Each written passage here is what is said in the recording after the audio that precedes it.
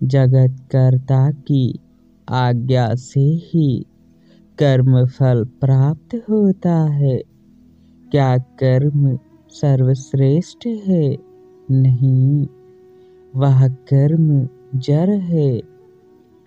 कर्म के महासागर में अशाश्वत फल वाला कर्म पतन का कारण बनता है तथा यह कर्म गति का भी अवरोधक है।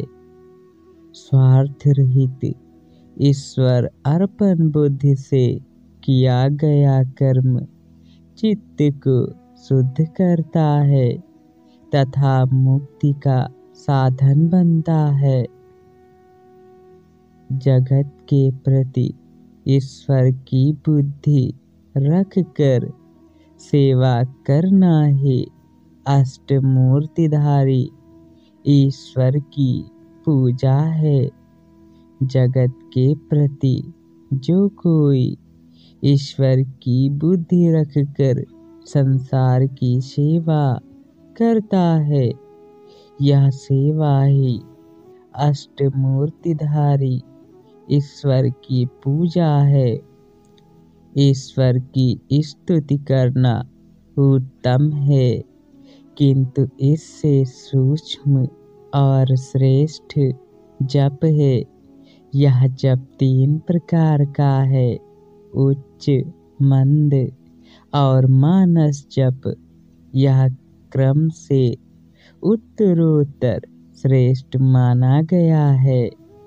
तैल की धारा के तथा नदी के प्रवाह के समान किया जाने वाला ईश्वर का सरल चिंतन खंडित चिंतन से श्रेष्ठ है। परमात्मा से पृथकता की भावना से वह मैं हूँ, इस प्रकार की भावना मन को शुद्ध करती है। समस्त भेद से रहित तत्व स्वरूप में सम्यक स्थिति ही सर्वश्रेष्ठ भक्ति है। यह अभेद भावना के बल से प्राप्त होती है। मन को हृदय अर्थात अपनी चेतन स्वरूपता में स्थित कर देना ही भक्ति है। कर्म, योग एवं ज्ञान का प्रयोजन है। यह समस्त शास्त्रों और आचार्यों का निश्चित मत है। प्राण के निरोध करने से मन का लय हो जाता है, किंतु यह प्राण निरोध पक्षी को जाल में पकड़ने के समान मन के निरोध का एक साधन है। मन और प्राण चेतनता और क्रिया शक्ति से युक्त हैं। ये दोनों परमेश्वर की मूल शक्ति के 2 शाखाएं हैं। मन का लय और मनोनाश, यह दोनों ही क्रमशः प्राण निरोध और मनोनिरोध से होते हैं। उनमें लय को प्राप्त हुआ मन फिर वैसा का वैसा जग जाता है, किंतु नष्ट हुआ मन कभी लौट कर नहीं आता। प्राण के बंधन से लीन हुआ मन एक वस्तु के चिंतन से नाश को प्राप्त होता है। जब उस उत्कृष्ट योगी का मन नष्ट हो जाता है, संसार के जनक दोष की निवृत्ति हो जाती है, तब वह कृत्य हो जाता है, क्योंकि वह स्वरूप में स्थित हो गया है। अपने चित्त को दृश्य से परावृत्त करने पर चित्त के तत्व अर्थात अपनी चैतन्य स्वरूपता का बोध होता है। यह ही तत्व का दर्शन है। यह मन क्या है? इस प्रकार विचार करने पर यह बात ज्ञात होती है कि मन नाम की किसी वस्तु की कोई स्वतंत्र सत्ता ही नहीं है। इस प्रकार विचार का मार्ग ही सरल मार्ग है, अर्थात यह ही वह मार्ग है जो सीधे मुक्ति के प्रसाद में पहुंचाता है। समस्त वृत्तियां अहम वृत्ति पर आश्रित हैं, अतः अहम वृत्ति भी मन है, क्योंकि वृत्ति ही मन है। यह अहम कहाँ से आता है? इस मैं पर विचार करने पर एक आश्चर्यजनक तथ्य सामने आता है कि यह अहम ही गिर जाता है, अर्थात उसका मनो अस्तित्व ही नहीं रहता है।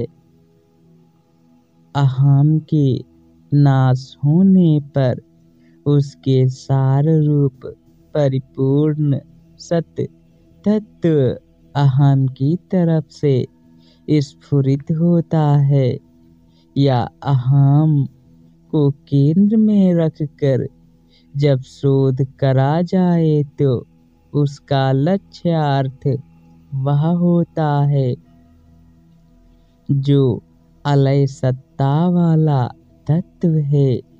जब यह अहम लीन भी होता है, उस समय भी यह अलय सत्ता ही विद्यमान है।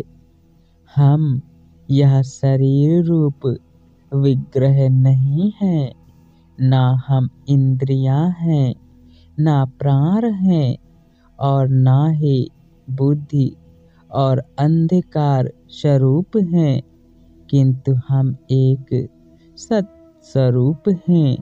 यह प्राणादि तो जड़ और असत रूप हैं। सत स्वरूप तत्व को प्रकाशित करने वाली चेतनता क्या कोई और हो सकती है? सतरूप से चेतनता ही विद्यमान है, तथा वह चेतनता हम ही हैं। उपाधियों के भेद से ही ईश्वर और जीव में भेद है। सत्व स्वरूप की दृष्टि से केवल एक ही वस्तु है, अर्थात अभेद।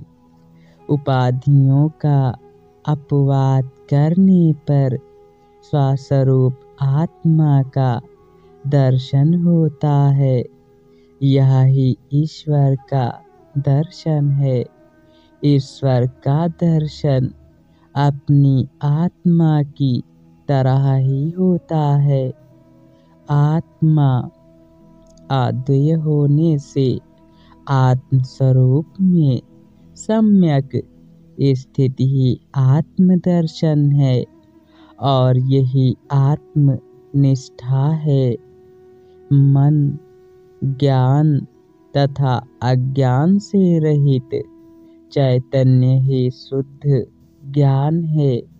इसे जानने के लिए उससे भिन्न क्या कोई ज्ञान हो सकता है? हमारा वास्तविक स्वरूप क्या है? इस पर विचार करने पर आत्मदर्शन होकर यह ज्ञात होता है कि मैं अव्यय अभव परिपूर्ण और चित्त सुख स्वरूप हूँ। परम सुख बंधन और मुक्ति से परे है। इसे कोई दैवी गुणों से संपन्न जीव ही प्राप्त कर सकता है। अहंकार से रहित स्वप्रकाश स्वरूपता में जगना ही महान तप है। यह ही रमर की वाणी है। हरि ओम तत्सत।